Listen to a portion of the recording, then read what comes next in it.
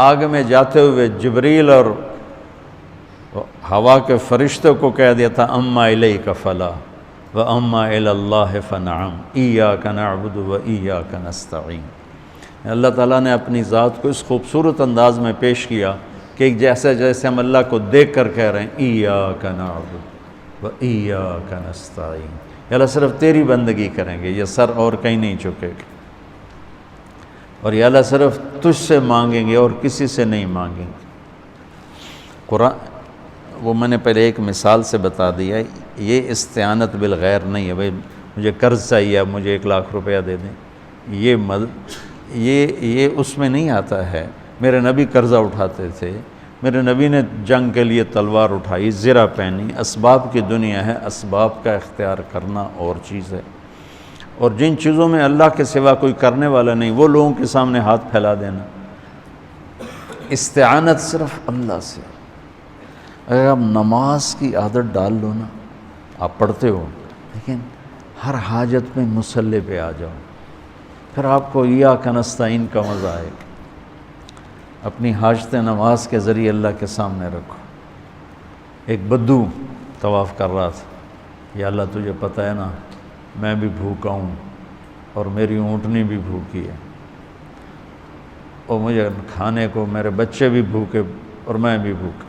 ایک آدمی ساتھ سن رہا تھا تو اس نے جلدی سے اپنے تھیلی نکالی درہموں کی، کہ میرے بھائی قبول فرما، کا پیچھے ہٹ، تو اس سے لینا ہوتا تو اس کے گھر میں آتا، جس کے گھر آیا ہوں اسی سے لینا، چل چل مجھے نہیں چاہیے۔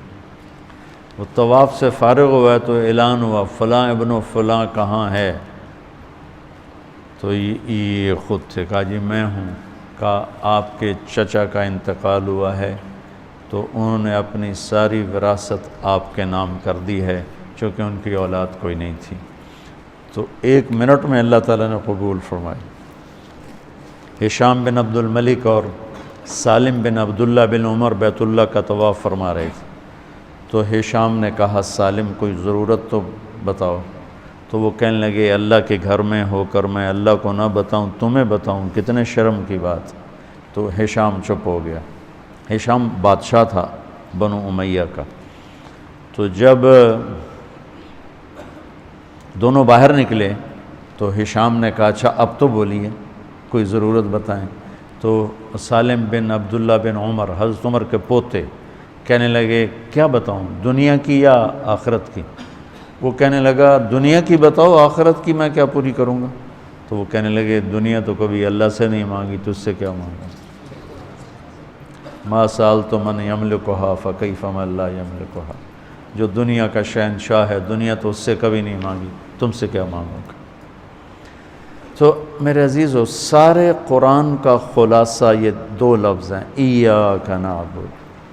امت اللہ کے سامنے سر جھکا دے، ہر حرام چھوڑ دے، ہر حلال پہ آ جائے۔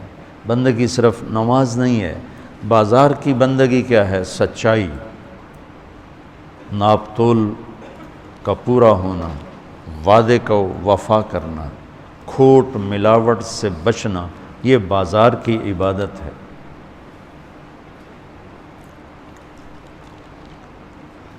اقتدار کی عبادت کیا ہے؟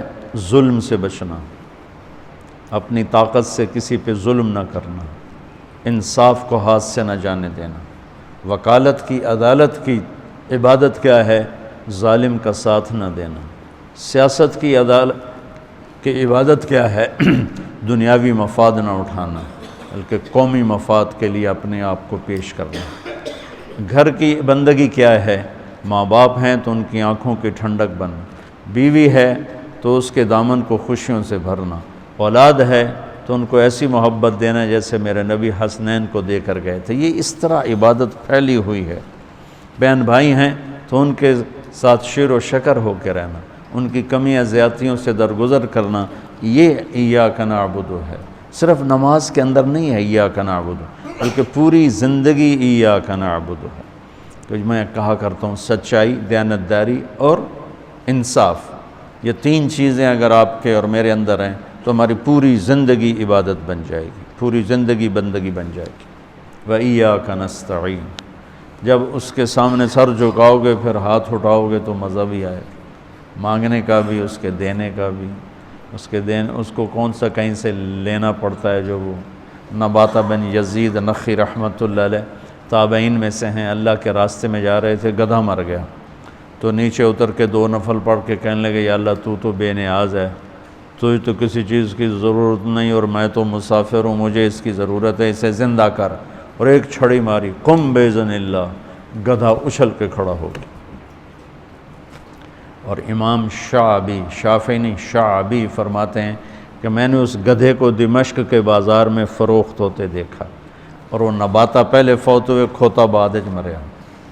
ایسی دعا قبول ہوئی۔